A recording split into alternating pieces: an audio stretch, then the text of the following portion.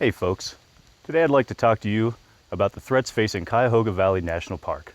With being located between two sprawling cities, Cuyahoga Valley National Park is no stranger to threats.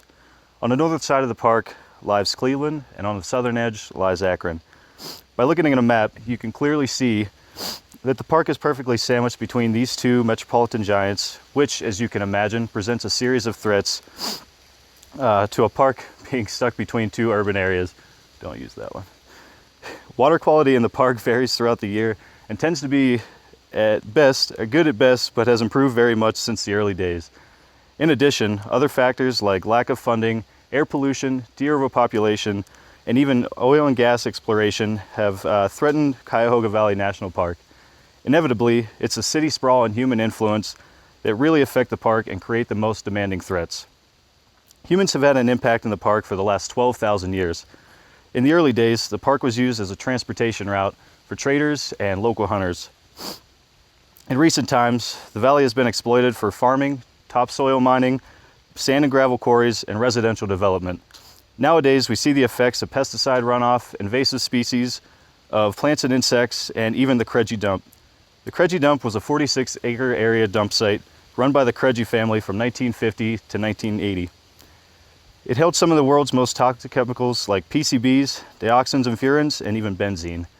In order to perform soil remediation, the National Park Service filed litigation against the companies involved in 1997 and began the removal of 371,000 tons of contaminated soil, which began in 2005 and took at least 2 years.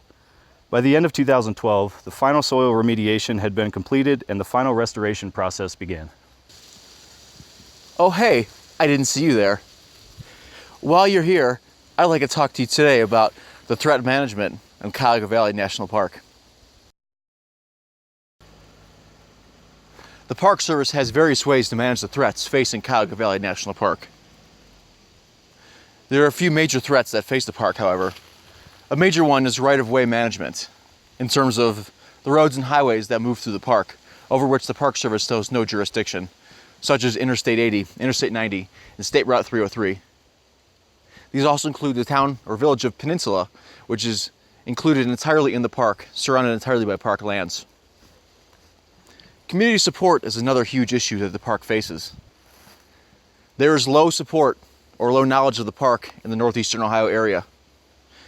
Another major threat, and the third one I'll talk about today, is the forest restoration. Over hundreds of years of human development, especially over the last 100 years of industrialization, the Park Service has had to deal with much of the remains of the development from people, including roads, infrastructure, and buildings. The Park Service recognizes that the forests are fractured. A forest restoration plan will help ID which areas can be fixed and how to fix them, including which buildings and which infrastructure items to remove. 3 key management principles with which the Park Service is using is effective community education will help reduce threats to protected areas. In this sense, the park is taking on a strong initiative to create more and higher quality education and outreach programs to cultivate interest in the park.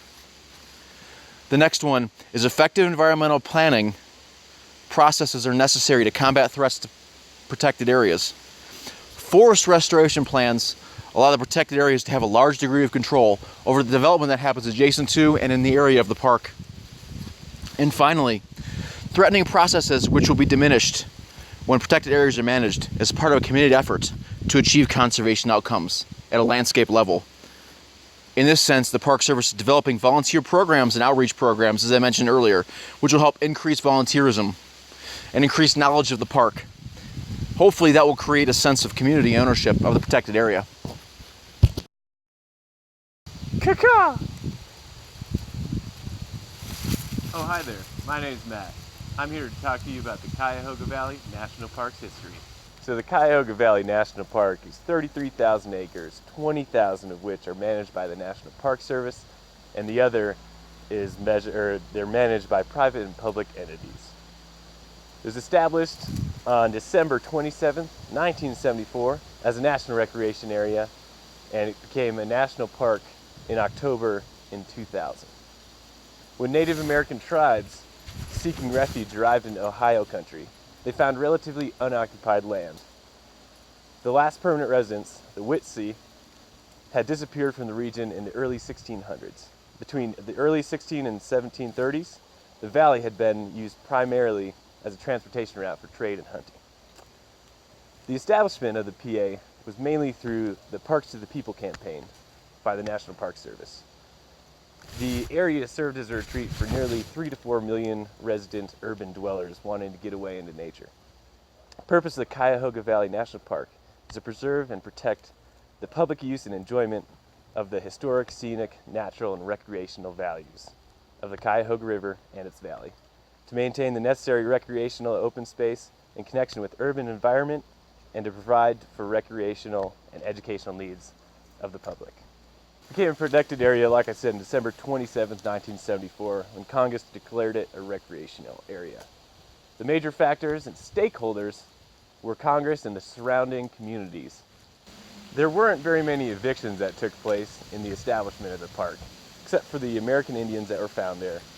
They decided to leave in the Treaty of Greenville. It was singled out to be a PA because it sat between Cleveland and Akron, Ohio, two very big popular cities in Ohio, and it was known to have a great biodiversity and many other natural resource uses, as well as recreational uses. The IUCN category is a Category 2 National Park.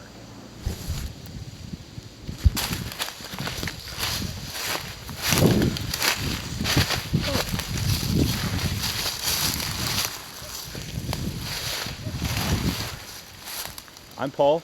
I'm Matt. And I'm Darryll. Thanks for watching.